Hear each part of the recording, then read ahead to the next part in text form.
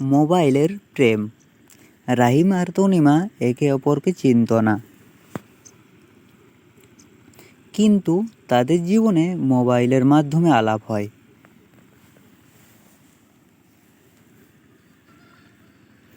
একদিন রাহিম তার মোবাইলে এক সোশ্যাল মিডিয়া অ্যাপে অচেনা একটি মেসেজ পায়।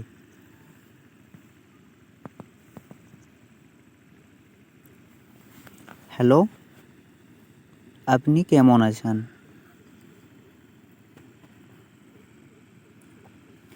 কৌতূহল বেড়ে যায়। উত্তর দেই, আমি ভালো আছি, আপনি? এভাবেই শুরু হয় তাদের আলাপ।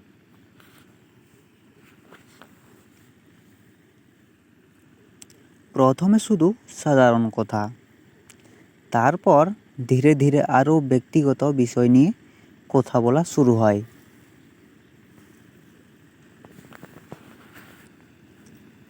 একে অপরকে আরও ভালোভাবে জানার সুযোগ তৈরি হয়।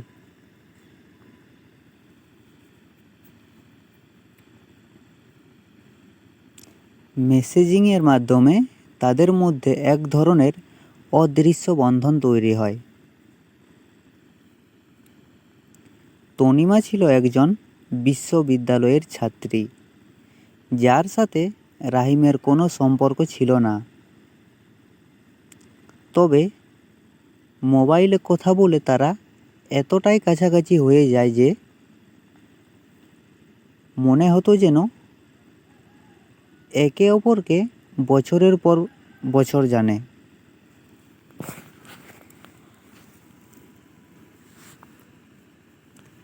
তাদের কথা অনেক গভীর হতে থাকে। কখনো কখনো রাতের পর রাত ফোনে কথা বলতো তারা।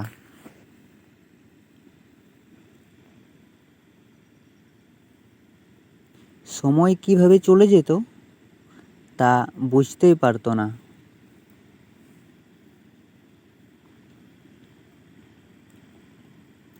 একদিন রাহিম সিদ্ধান্ত নিল তনিমার সাথে ফোনে সরাসরি কথা বলবে। যদিও তারা আগে কখনো একে অপরকে সরাসরি দেখেনি, তবুও দুজনের মনে অনেক কিছু জমেছিল। রাহিম ফোন করে, তনিমা, তুমি কি একদিন দেখা করবে আমার সাথে?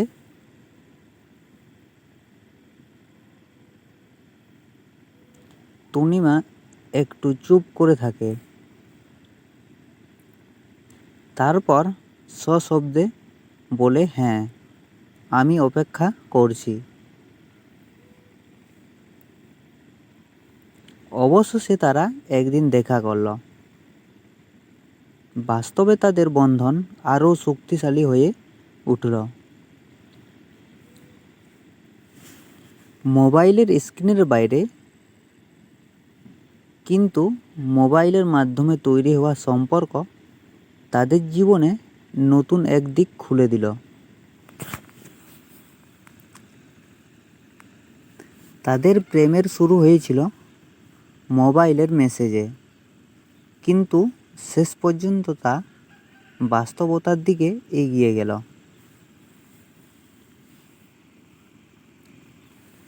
তবে মোবাইলের মাধ্যমে তারা শিখেছিল সম্পর্কের ভিত্তি শুধুমাত্র বাস্তব মিলনের নয়, বরং একে অপরকে বুঝতে এবং শ্রদ্ধা করতে হতে পারে।